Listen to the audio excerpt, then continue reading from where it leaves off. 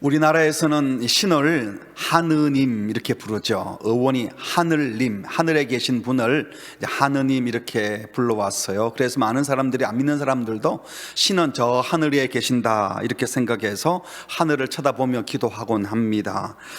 그래서 기도할 때 어떤 분들은 좀 더 높은 곳으로 산 꼭대기로 올라가면 하나님을 더 빨리 만나고 하나님이 기도를 잘 들을 것처럼 생각하는 분들도 있어요. 그러나 예수님께서 하늘에 계신 우리 아버지여 라고 기도하라고 하실 때, 하나님이 하늘에 계시다고 하신 것은 하나님께서 저 하늘이라고 하는 어떤 특정한 공간에 계시다는 뜻으로 말씀하신 것이 아닙니다. 하나님을 하늘에 계신이라고 표현하신 이유가 뭘까요?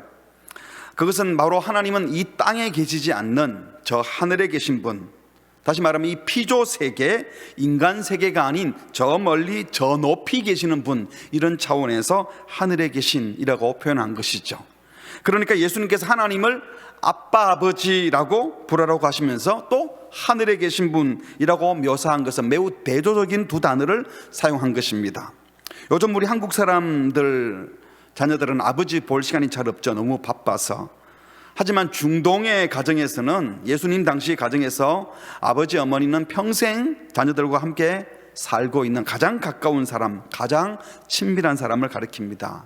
그러므로 하늘에 계신 아버지라는 말은 정말 가깝고 친밀한 분을 가리키면서 동시에 이 땅이 아닌 저 하늘에 계신, 저 멀리 떨어져 계신 매우 친밀하지만 감히 함부로 할 수 없는 저 하늘에 계신 아버지, 이렇게 두 단어를 대조해서 쓴 것이죠.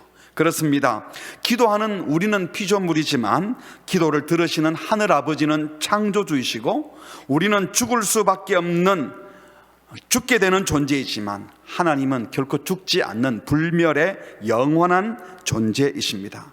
그래서 하늘에 계신 아버지는 우리가 언제든지 가까이 갈 수 있는 친밀한 분이면서 동시에 저 하늘에 계셔서 땅에 살고 있는 피조물 인간들이 감히 함부로 할 수 없는 거룩함과 위엄과 영광을 지니신 분이십니다. 그래서 실제로 유대인들은 하늘에 계신 하나님을 예배할 때 감히 앉아있지 못하고 서서 기도하고 서서 예배합니다. 어떤 랍비의 기록에 보면 예전에 경건한 사람들은 테필라, 즉 기도하기 전에 그들의 마음이 하나님께 똑바로 향할 수 있도록 1시간을 기다리곤 했다. 하나님을 대면하기 위해서, 하나님을 예배하기 위해서 1시간이나 기다리고 있다가 그분의 임재를 체험하려고 했다는 겁니다. 우리가 하나님을 예배하며 그분의 임재 안으로 들어갈 때 아무 생각 없이 그냥 가볍게 할 수 있는 일이 아니라 이 두려움과 경외감으로 나아가야 한다는 것입니다. 그렇습니다. 우리 하나님은 언제든지 아빠, 아버지라 부르며 나아갈 수 있는 사랑 많고 친근한 분인 동시에, 하나님은 저 하늘에 계신 분으로 우리가 감히 함부로 할 수 없는 존귀하고 음위한 분이라는 표현이 바로 하늘에 계신 아버지입니다. 하나님은 땅에 속한 피조물과 피조물들의 질서를 초월하여 계시는 분입니다.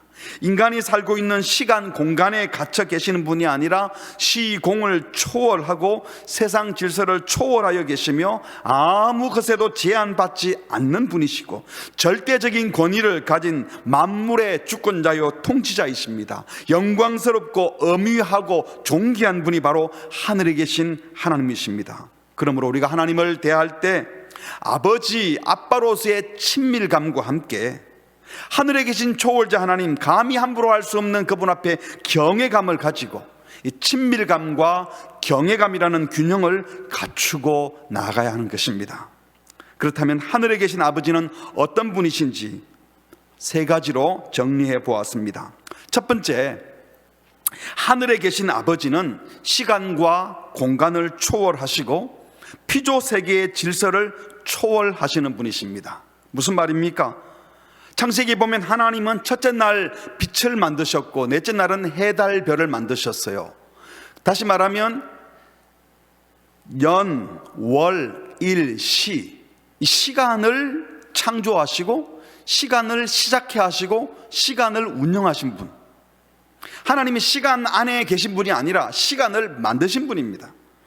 뿐만 아니라 하나님은 둘째 날에 하늘을 만드셨다고 했지요.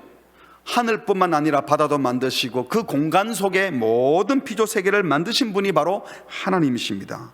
그러니까 하나님은 시간도 만드시고 공간도 만드시고 그 안에 있는 모든 피조 세계를 직접 창조하신 분이기 때문에 그 창조 세계, 피조 세계에 있는 질서 안에 갇히는 분이 아니라 그것을 초월한 분이라는 것입니다. 구약 시대에는 언약궤가 있는 지성소, 또 지성소가 있는 성막, 그리고 나중에는 솔로몬이 언약궤를 갖다 둔 그 성전이 바로 하나님의 임재의 장소라고 믿었습니다. 그래서 성전을 건축하거나 성전 관리하는, 건물 관리하는 것을 중요한 신앙 행위로 생각했지요. 그런데 솔로몬이 이 선왕 다윗이 준비해둔 재료로 아버지의 유언을 따라서 웅장한 성전을 건축하면서 이렇게 기도를 했습니다. 역대하 6장 18절입니다.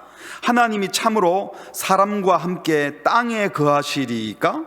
하늘과 하늘들의 하늘이라도 주를 용납지 못하겠거든 하물며 내가 건축한 이 전이오리까? 하늘을 창조하신 하나님을 하늘 안에만 있는 거로 할 수 없기 때문에 하늘과 하늘이라도 이렇게 표현을 했습니다. 하늘과 하늘이라도 하나님을 용납할 수 없는데 감히 우리 인간이 피조물이 피조 세계 안에서 지은 이 건물 안에 하나님이 계실 리가 없다는 겁니다. 하나님은 천지에 충만하신, 공간에 갇혀 계시지 않는 크신 하나님이라고 고백한 것이죠. 뿐만 아니라 하나님은 시간의 세계에 갇혀 계신 분도 아닙니다. 분명 하나님은 인간의 시간과 역사에 관여하시고 역사 속에서도 일을 하시지만 그 시간과 역사 안에 갇혀서 지난 과거는 어쩔 수 없다, 시간이 촉박해서 이제는 안 되겠다, 이런 말이 하나님께는 통하지 않는 겁니다. 시간을 창조하신 하나님은 얼마든지 시간을 초월하여 일할 수 있는 분입니다. 여러분, 드라마 작가가 1시간 드라마 안에다가 늘렸다가 줄였다가 자기 마음대로 하잖아요. 이쪽으로 안내했다가 저쪽으로 안내, 작가가 쓰는 대로. 하나님은 그 이상의 분이신 것을 상상해 보십시오. 하나님은 예전에는 저기 계셨고 지금은 여기 계시고 앞으로는 저쪽에 계실 거다, 그런 분이 아닙니다. 지금은 이렇게 하지만 그때는 그랬고, 그때와 지금 시간에 따라서 과거, 현재, 미래에 따라서 다르게 행동하는 그런 분이 아니라는 겁니다. 하나님은 시간을 초월하고 계시기 때문에 그분에게는 항상 현재일 뿐이에요. 그래서 예수님께서 말씀하시기를 아브라함의 하나님이었고 야곱의 하나님이었는데 지금은 너희의 하나님이다, 이렇게 말씀하지 않으시고 아브라함의 하나님이시요 야곱의 하나님이시요 지금 너희의 하나님이다. 하나님은 항상 하나님이시지 하나님이었다가 아니라는 겁니다. 하나님은 이처럼 시간과 공간을 만드신 분이기 때문에 시간적, 공간적 제한을 받지 않으십니다. 우리 인간은 과거의 일 때문에 현재의 영향을 받고 두근거리는 가슴으로 미래를 꿈꿉니다. 하지만 하나님은 항상 모든 것을 새롭게 하실 수 있는 분인 줄 믿으시기 바랍니다. 하늘에 계신 아버지를 믿는 자들이 과거에 이랬기 때문에 내 경험적으로는 이럴 수밖에 없어, 저럴 수밖에 없어 라는 말을 해서는 안 되는 겁니다. 하나님의 창조 질서 속에서 인간들은 과학적 원리와 이론을 발견해내죠. 그리고 자신들이 발견한 과학적 이론과 원리를 가지고 야, 신기하다라고 하지만 하나님을 그 원리 안에 구겨 넣으면 안 되는 것입니다. 과학적으로 이러니까 하나님도 이렇게 하세요, 창조 질서가 이러니까 하나님도 이 질서를 따르세요, 우리가 그렇게 말할 수 없다는 겁니다. 하나님을 피조 세계의 어떤 이론이나 질서로 제한하는 것은 불신앙인입니다. 하나님이 그걸 만드신 분이기 때문에 하나님이 하시려고 하면 얼마든지 자기 마음대로 하실 수 있는 겁니다.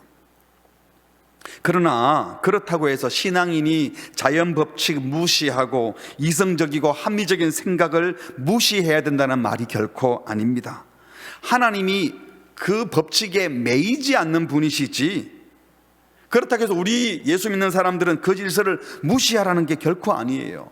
하나님은 모든 자연 법칙과 삶의 원리들, 소위 우리가 이건 상식이야 라고 하는 모든 이치들, 그것을 만드시고 주관하신 분입니다. 우리가 당연하다고 하는 도덕법, 그것을 우리 마음에 심어두신 분도 하나님이십니다. 그 창조주께서 시도 때도 없이 그 질서를 무시한다면 갑자기 물이 위에서 아래로 안 떨어지고 아래에서 위로 올라가게 만들고, 지구가 해가 동쪽에서 안 뜨고 갑자기 서쪽에서 뜨게 하고, 그런 일을 하실 리가 없다는 겁니다. 그러나 분명한 것은 하나님께서 결코 그러한 상식적 원리와 과학이론, 역사적 경험을 운용하시지만 거기에 매이지는 않는다. 하나님은 상식과 과학, 인간의 경험적 이론들을 다 아시지만 그것을 초월해 계시는 분이세요. 우리가 기도하며 부르는 아버지, 하늘 아버지는 바로 이 땅의 역사와 땅의 경험과 땅의 이치나 논리에 매인 분이 아니라 그것을 초월하는 분임을 믿으시기 바랍니다. 그래서 하늘에 계신 우리 아버지라고 기도하는 사람은요, 상식 이하가 되면 안 돼요. 소위 상식이라고 하는 이 모든 자연 법칙들, 이치들, 이런 것들을 만드신 분이 하나님이신데, 그걸 무시하는 것은, 그 질서를 무시하는 것은 그것을 만드신 하나님을 무시하는 거예요. 근데 간혹 신앙이란 이름으로 우리는 이 종교법을 가졌으니까 그런 자연 질서나 세상 법에는 매이지 않는다 이러면서 무식하게 행동하는 분들이 있는데, 여러분, 무지한 겁니다. 하나님 주신 자연법이나 도덕법을 무시하는 거 결코 신앙생활 잘하는 것 아닙니다. 그렇다고 해서 우리가 상식선에 머물러서도 안 되죠. 우리는 상식선의 사람이 아니라 사실은 이 상식을 초월하는 삶을 살아야 합니다. 다시 말하면 하늘에 계신 하나님을 아버지로 믿는 자들은요, 하나님을 자연 만물의 이치를 만드신 분인 줄 알기 때문에 그 이치를 잘 따를 겁니다. 하나님을 그 자연 이치, 과학적 상식, 인간 논리 속에 가두어 넣지는 않지만 그 진리를 따릅니다. 그리고 하나님이 원하시면 그것을 넘었을 거라고 믿는 거예요. 그러므로 나의 제한된 경험과 생각으로 하나님을 제한하지 마시기 바랍니다. 내 지성과 이성, 경험에 갇힌 하나님은 더 이상 하늘에 계신 하나님이 아니라 내 머릿속에 있는 하나님이거든요. 여러분, 하나님을 하늘에 계신 초월자로 믿는다면 이제 새해를 시작하면서 내 생각과 경험을 넘어서 하나님이 하실 열린 미래, 열린 소망을 가지고 이 세상을 바라보시고 여러분의 인생을 바라보시고 여러분의 자녀들을 대하시기 바랍니다. 내 상식으로 이해가 안 돼, 말이 안 돼, 더 이상 더 잘할 수는 없을 거야, 그런 일은 없을 거야, 여러분 함부로 단정하지 마십시오. 하나님을 제한하지 마시고 하나님 하실 일을 마음껏 열어두고 열린 세계를 바라보는 성도들이 되시기를 주님의 이름으로 축복합니다. 두 번째로, 하늘에 계신 아버지라고 하는 것은요, 하나님이 언제 어디서나 우리를 보고 계신다는 것입니다. 하늘에 계시는 아버지는요, 하늘이라는 제한된 공간에 계시지 않는 시공을 초월하는 분이라고 말씀드렸죠. 이 말은 다른 말로 하면 하나님은 언제는 어디에 계시고 언제는 어디에 계시고, 이게 아니고 언제 어디서든 다 그곳에 계시기 때문에 항상 우리를 보고 계신다는 겁니다. 그래서 우리가 하나님을 무소부재, 안 계신 곳이 없다라고 말하기도 하고, 또 이것을 하나님의 편재성, 두루 존재하는 분, 여기저기 다 계시는 분이라고 표현하기도 하는 겁니다. 그래서 이사야 선지자는 말하기를요, 여호와께서 이같이 말씀하시되 하늘은 나의 보좌요 땅은 나의 발등상이니, 하나님께서 하늘을 의자 삼고 땅을 발등상 삼아서 앉아 계시는, 잠시 계시는 그 정도의 공간으로 쓰시는 창조주이신데, 너희가 나를 위하여 무슨 집을 짓고 나를 위해 안식할 처소를 만든다고 하느냐? 나 여호와가 말하노라, 내 손이 이 모든 것을 지어서 그들이 만들어 짓지 않았느냐? 내가 온 천지 만물을 만들고 너희를 만들었는데 너희가 날 위해서 무슨 집을 짓고 내 안식처를 만들고 성전을 짓는다 그래? 하늘과 땅, 천지가 나의 보좌고 나의 발등상인데 나는 온 천지에 있는데 내가 사람이 지은 그 건물 성전 안에 있다고 생각하느냐? 이런 말씀이에요. 그래서 예레미야 선지자는 이런 표현도 했습니다. 나 여호와가 말하노라, 사람이 내게 보이지 아니하려고 누가 자기를 은밀한 곳에 숨길 수 있겠느냐? 하나님 앞에는 아무도 숨을 수 없다는 거죠. 나 여호와가 말하노라, 나는 천지에 충만하지 아니하느냐? 천지에 충만하신 하나님의 눈을 아무도 피할 수 없다고 하셨습니다. 그래서 시편 기자는 33편 14절입니다. 우리 같이 읽어볼까요? 시작. 곧 그 거하신 곳에서 세상의 모든 거민을 하감하시도다. 하늘에 계신 하나님은 우리 모두를 하감, 내려다보고 계십니다. 더 엄밀히 말하면 하나님은 온 천지에 충만하셔서 CCTV에는 안 찍힐지 몰라도요, 이 세상 그 어디도 하나님의 눈을 벗어날 곳이 없으며 그 누구도 하나님의 눈을 피할 수 없습니다. 하늘에 계신 우리 아버지, 이 하나님의 편재성이 우리 인생들에게 주시는 두 가지 메시지가 있습니다. 첫 번째는 이 하나님이 보고 계심을 믿으면 남몰래 죄를 짓겠다는 생각 자체가 사라질 거예요. 그래서 하나님을 두려워하게 됩니다. 왜냐하면 절대로 숨을 수 없기 때문입니다. 단순히 양심에 찔려서 그만두지가 아니라 하나님이 다 보고 계심을 알기 때문입니다. 우리도 무슨 짓을 하다가 누가 나타나면 아이고 누가 나타났다고, 무슨 행동을 하다가 담임 목사 왔다고 뭐 행동을 바꿔야 된다, 그러면 이게 사실은 하나님 앞에 서 있지 않고 누구 때문에 그렇게 하는 거잖아요. 창세기 3장에서 아담과 하와가 하나님의 명령을 거역하고 먹지 말라 한 열매를 따먹고 숨었죠.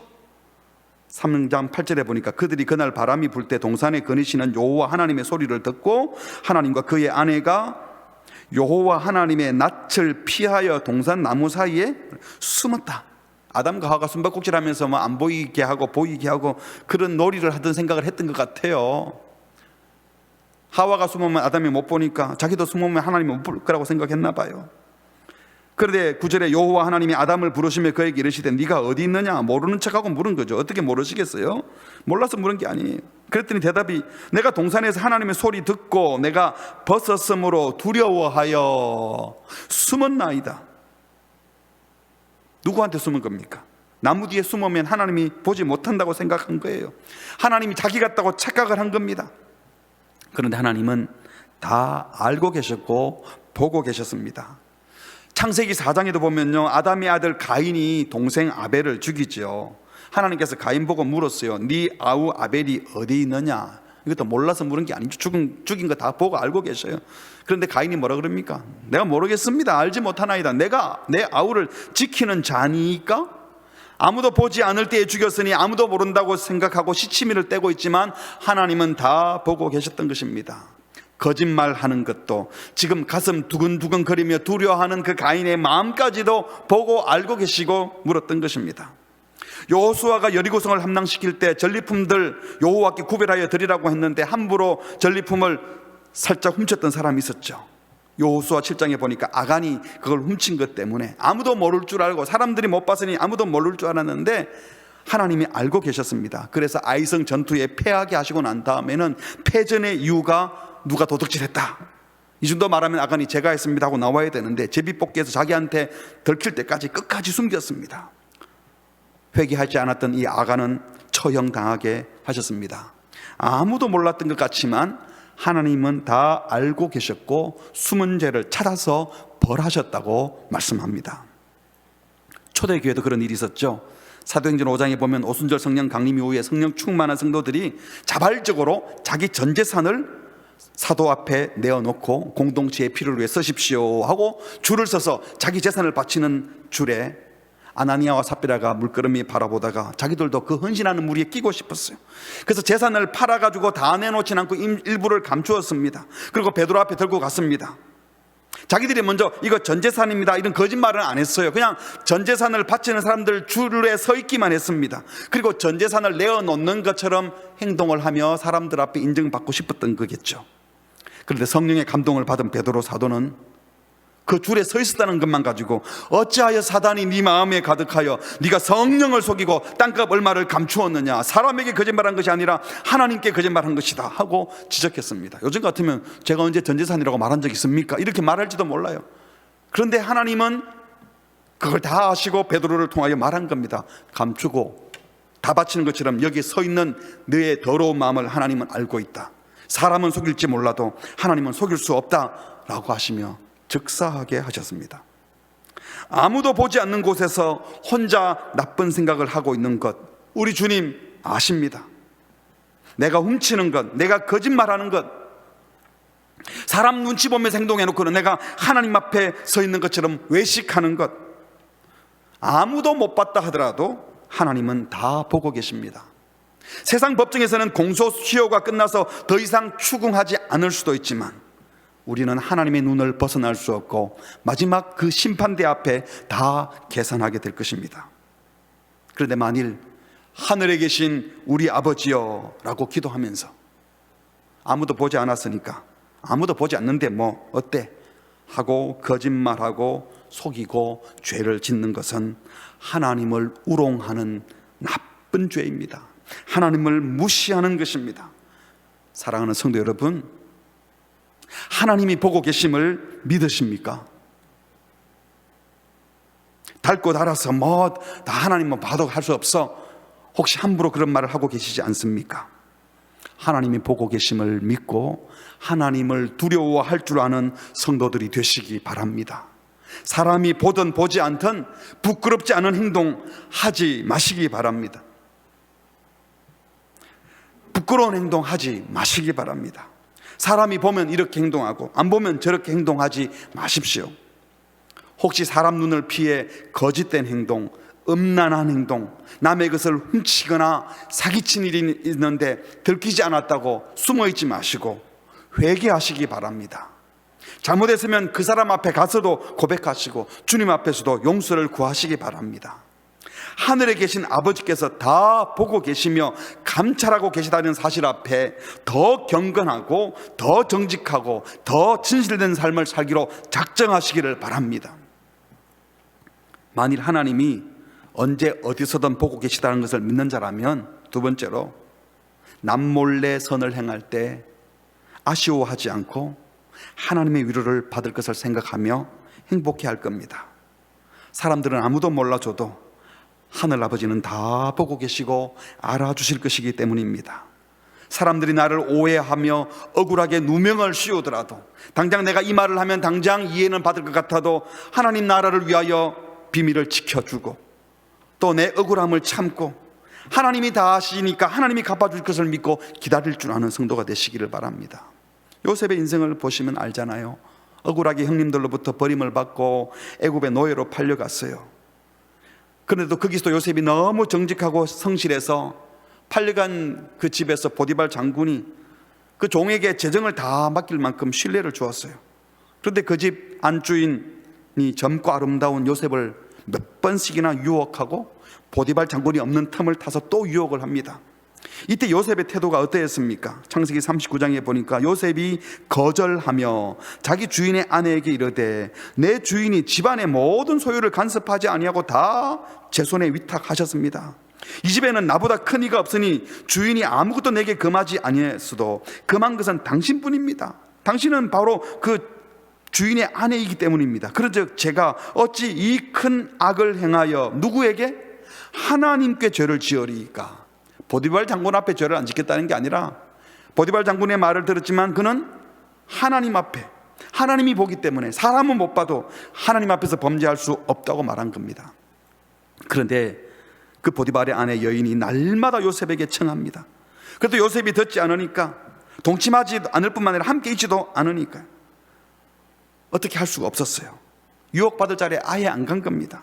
그런데 11절, 그러할 때 요셉이 이제 업무 때문에 할 수 없이 그 집에 들어갔더니 그 집 사람이 아무도 없을 때였습니다.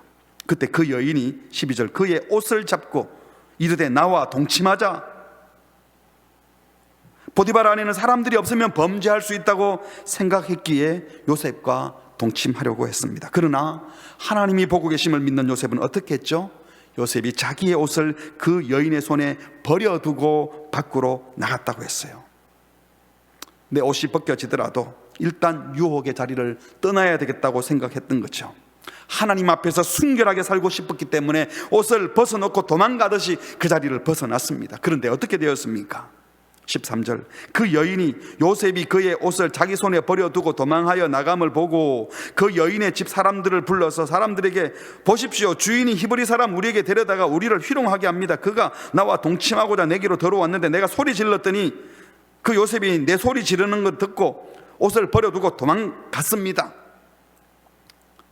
사랑이 거절당하니까 극단적인 미움이 되었습니다. 엄격히 말하면 이 보디발의 아내는 요셉을 사랑했던 것이 아니라 자신의 육체적인 욕망을 충족시키기 위해서 종 요셉을 이용하려고 했던 것이죠.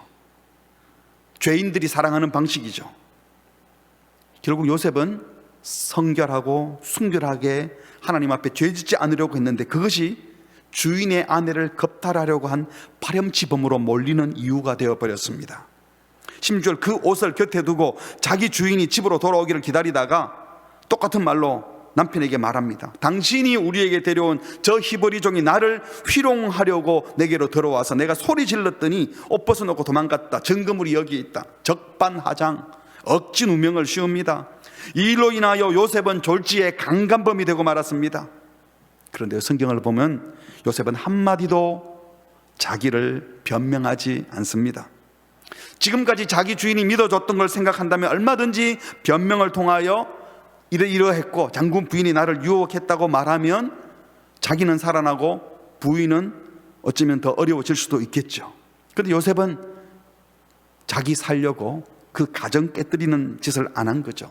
만일 자기가 변명해서 요셉이 옳음이 증명되면 결국 섬기던 주인의 가정은 파탄이 나는 거예요.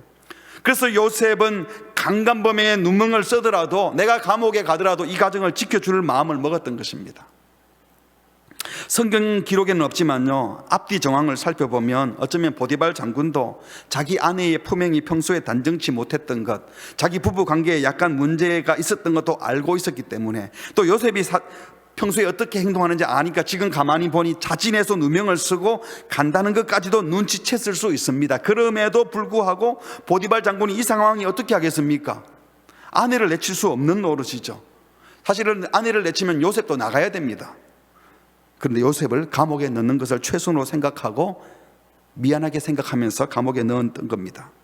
어쨌든 요셉은 참으로 억울한 누명을 썼지만 그는 끝까지 하나님 앞에 묵묵히 진실된 걸음을 걸었습니다.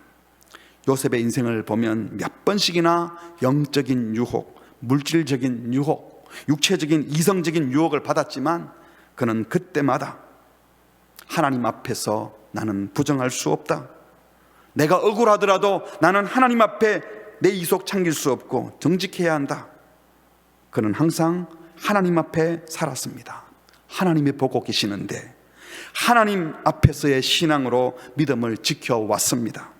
그의 거룩한 삶, 정직한 삶, 순결한 삶이 결국에는 애굽의 총리가 되게도 하셨고 애굽의 역사를 새롭게 쓸 뿐만 아니라 흉년으로 인해서 자기 가문이 다 죽을 수도 있었는데 그 일로 인해서 이스라엘 민족이 다시 이집트로 이민 오게 만들어서 이스라엘의 온 가족을 구원하고 민족을 일으키는 역할을 감당하게 하셨습니다.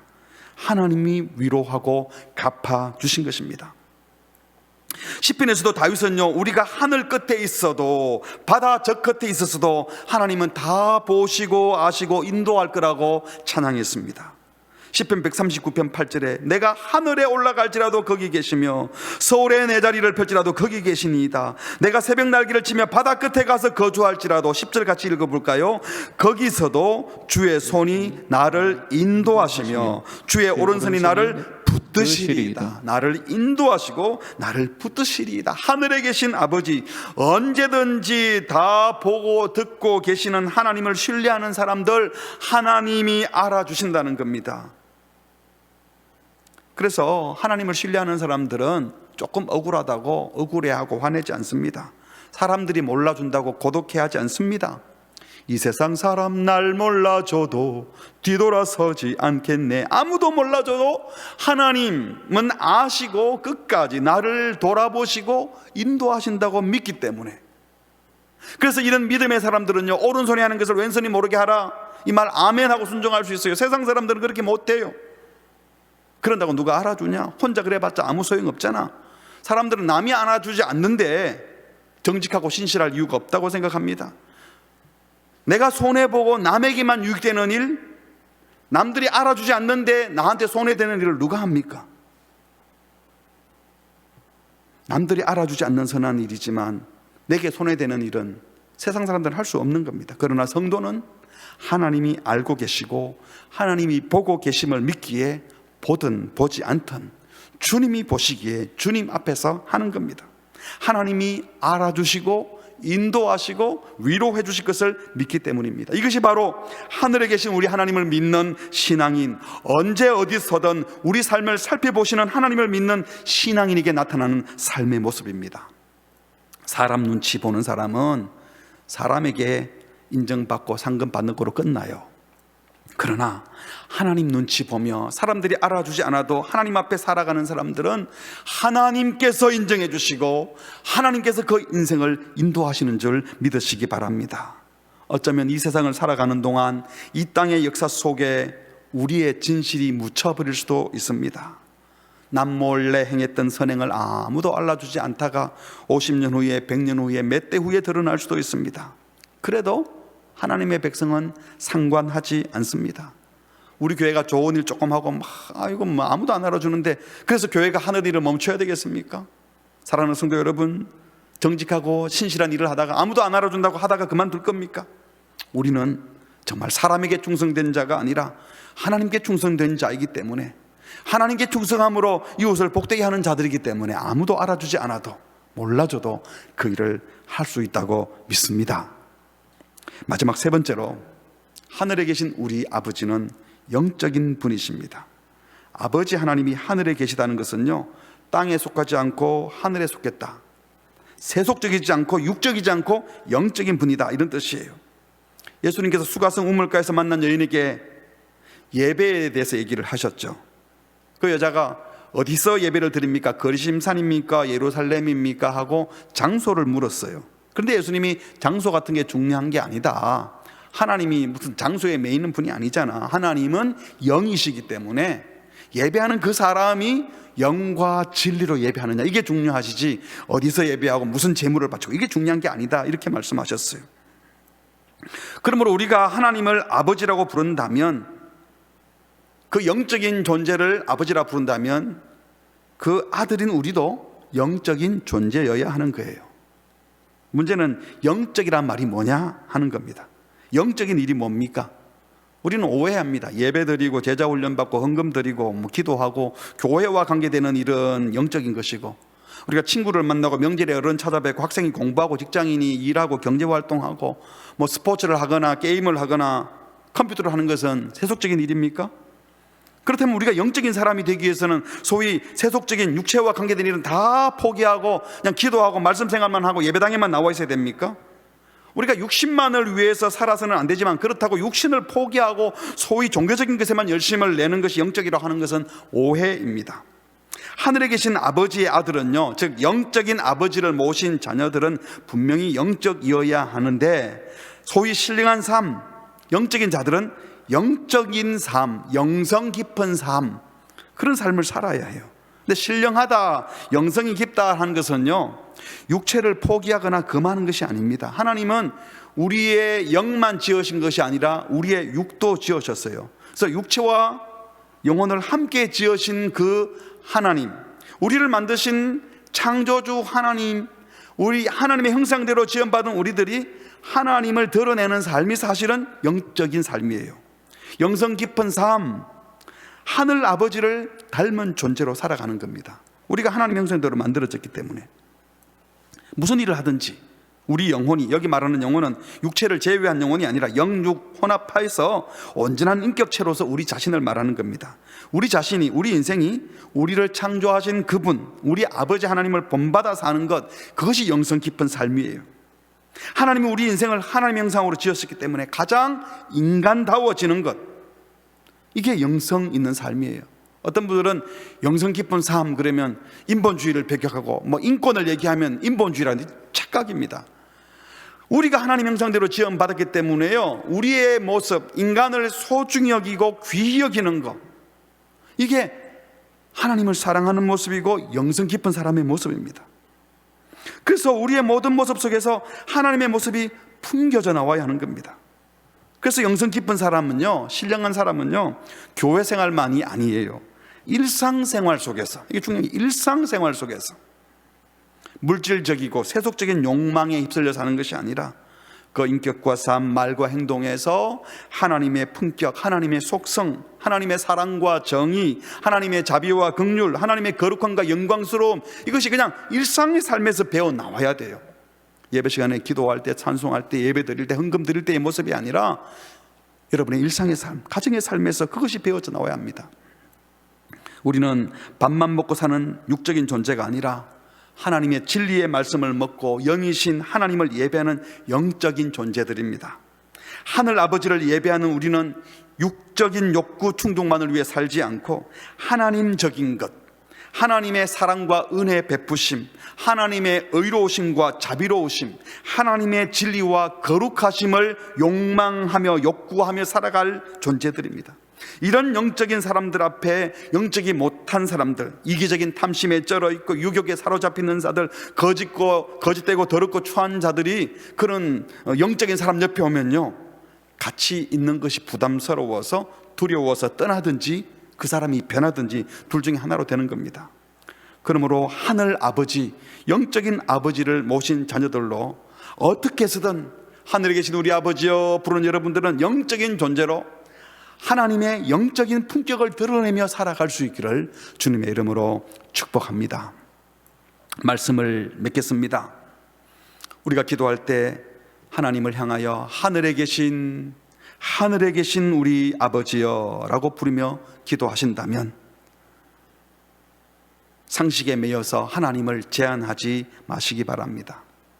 하나님은 시공에 제한받지 않는 모든 피조 세계의 질서를 초월하시는 분이십니다. 내 짧은 경험과 지식과 논리로 이건 안 돼 라고 하면서 하나님을 제한하지 마시고 하나님이 일하신다면 얼마든지 새로운 가능성이 있음을 믿고 열린 소망을 갖고 살아가시기 바랍니다. 둘째로, 하늘에 계신 아버지를 부르며 기도한다면 항상 우리를 살펴보시는 그 하나님을 의식하며 살아가시기 바랍니다.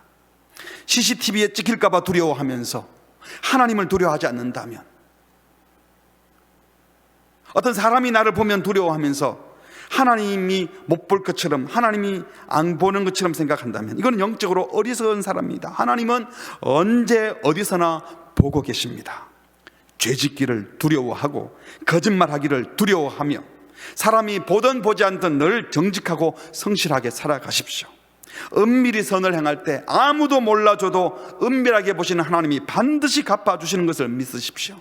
지금은 몰라줘도 마지막 하나님 심판대 앞에 반드시 설 것이니까 하나님 앞에서 지금 사람 눈치 보지 말고 하나님 눈치 보며 살아가시기 바랍니다. 마지막 세 번째로, 이 땅의 가치, 죄된 육적 욕구가 아니라 저 하늘 가치를 추구하고 욕망하는 영성 깊은 삶, 신령한 삶을 사십시오. 하늘의 아버지 자녀된 우리가 세속적인 욕망 가진 사람들하고 지내면서 편하게 지내는 것을 잘하는 게 아니에요. 그들이 우리 보고 너무 편하다고 하는 것도 잘못하는 겁니다. 육적인 존재들과 욕구가 너무 다르기 때문에 달라진 영적 욕구를 따라 의와 진리와 거룩함을 따르는 우리의 삶의 모습을 보고 그들이 바뀌든지 튕겨져 나가든지 그렇게 해야 되는 겁니다. 영적인 존재로 하늘 가치를 추구하며 저들과는 다른 욕구를 가지고 살아가는 신령한 하나님의 자녀로 살아가시기를 주님의 이름으로 축복합니다. 아멘. 우리 함께 찬양하겠습니다. 우리는 하늘에 계신 아버지, 초월하신 하나님, 우리를 다 살펴보고 계시는 하나님, 영적인 하나님을 앙망하고 바라보는 자들입니다. 내 영혼이 하나님을 바라봅니다. 매일매일 하늘에 계신 아버지를 바라보고 하나님이 나를 보고 계심을 믿습니다. 하늘 가치를 추구합니다. 이렇게 고백하며 살아갈 때 우리의 삶의 많은 부분이 달라질 겁니다. 2021년 새해를 시작하면서 내가 하나님 앞에 어떤 욕구를 갖고 살아야 되며 하나님 앞에 어떻게 살아가야 될지 오늘 찬양을 부르는 가운데 내 영혼이 하나님을 앙망합니다. 주님을 바라봅니다. 함께 마음을 다하여 고백할 수 있기를 바랍니다. 나의 영혼이 잠잠히, 나의 영혼이 잠잠히 하나님만 바라며 나의 구원이 그에게서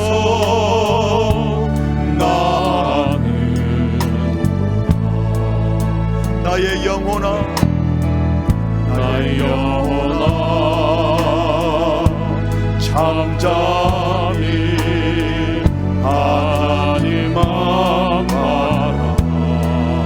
소망은 주님에게서만 나옵니다.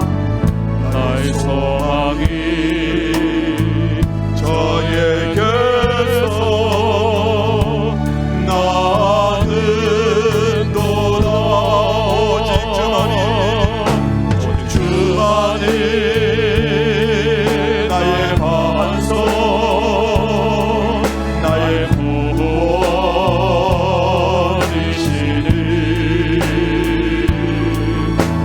주만이 나의 산성 내가 요동치 아니하리 나의 영혼이 간절히 나의 영혼이 간절히 여호와를 갈망하며 나의 입술이 여호와를 찬양하리 나의 입술이 여호와를 찬양 나의 영혼이 즐거이 여호와를 따르리니 나의 영혼이 즐거이 여호와를 따르니 나의 평생에 나의 평생에 여호와를 송축하리 오직 주만이 나의 반석 나의 구원이시니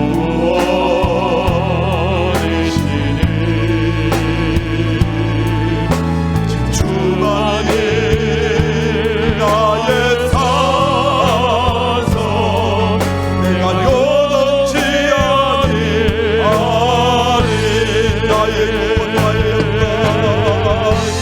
나의 구원 나의 영광 하나님께 있으니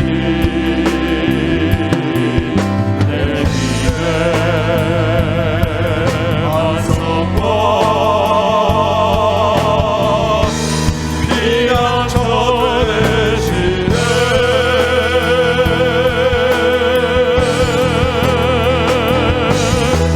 주만이 나의 반석 나의 구원이시니 나의 구원이시니 오직 주만이 주만이 나의 산성 내가 요동치 아니하리 우리 함께 기도하겠습니다. 하늘에 계신 아버지, 초월자 하나님, 창조주 하나님을 믿는다고 하면서도 내가 가진 상식이나 과학적인 이론이나 경험 가지고 하나님을 함부로 제안했다면 이건 안 될 거야, 이럴 때는 어쩔 수 없어 하고 두려워하고 하나님을 제안했다면 회개하고 하나님 제안하지 않겠습니다. 하나님이 다 아실 것을 믿습니다. 열린 소망을 갖고 주를 바라보겠습니다. 고백합시다. 사람 누가 나타나면 누가 볼까봐 두려워하면서 하나님을 의식하지 않고 마치 하나님 앞에 살아가는 듯이 외식했다면 하나님 회개합니다. 매일매일 하나님 앞에서 살게 해주십시오. 그리고 하나님이 다 보고 계시기 때문에 혹시 남몰래 선을 행하다가 아무도 알아주지 않는 것 같아서 외롭거나 힘든 분 계십니까? 그거 누군가가 알아주기를 바라면 그때부터 피곤한 인생이 됩니다. 하나님이 아시니까 나는 끝까지 입을 다물고 주님이 일하실 것을 믿습니다.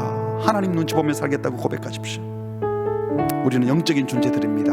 영적인 하늘 아버지를 따르는 그 자녀들인데 세속적인 욕망에 쩔어 사는 자들이 아니라 하늘 가치를 추구하며 살 수 있도록 주여 제게 새로운 욕구를 부어주시고 영적 욕구를 부어주셔서 영적인 존재로 살게 하여 주시옵소서.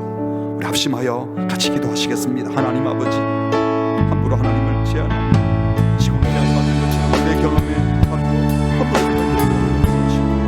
하나님이 하실 일들을 기대하며 믿음으로 바라보시고 도와주시옵소서. 육체적인 아픔으로 의사의 말 전문가의 말 살아가는 것이 아니라 하나님을 의지하고 하나님을 믿고 살게 하여 주시옵소서. 하나님 이 땅에 있는 것들이 아무리 그런 것을 초월하시는 하나님의 일이 있음을 믿고 하나님이 일하시기를 기다려 살게 하여 주시옵소서.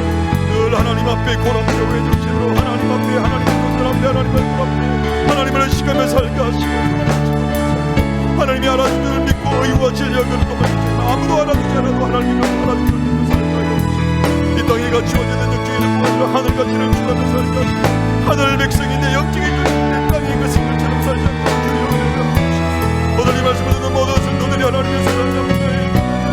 하나님의 이야기를 들으면 하나님의 이야기를 도와주시옵소서. 하나님의 살게 하시고, 하나님의 뜻을 구정하시고, 하나님의 별이 삼아주시고, 주여 내를 베풀어 주시고,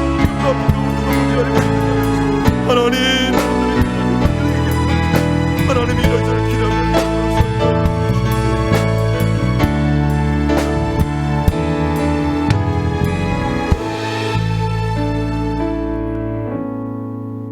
천지 만물을 창조하시고 시간과 공간을 창조하시고 모든 것을 초월하시는 그 하나님이 우리 아빠 아버지 되심에 감사합니다.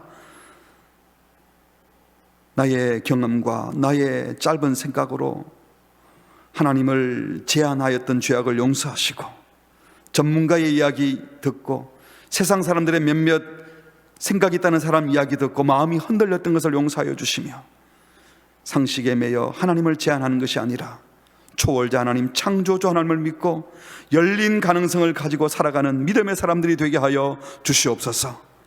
하나님이 다 보고 계시는데 마치 하나님 없는 것처럼 거짓되고 속이고 악하게 했던 죄악을 용서하시고, 하나님이 다 알고 계시는데 마치 혼자 선을 행하는 것처럼 고독한 것처럼 말하는 자 없게 하시며, 하나님 앞에서 의와 진리와 거룩함을 누가 말하지 않아도 보지 않아도 그렇게 살아가는 우리 모두가 되게 하여 주시옵소서.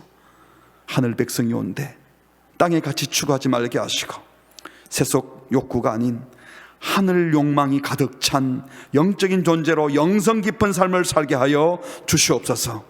2021년 새해를 열면서 하늘에 계신 그분을 아빠 아버지라 부르며 마음껏 하나님을 소망하고 하나님 앞에서 하나님 백성으로 살게 하여 주시옵소서. 예수님의 이름으로 기도합니다. 아멘.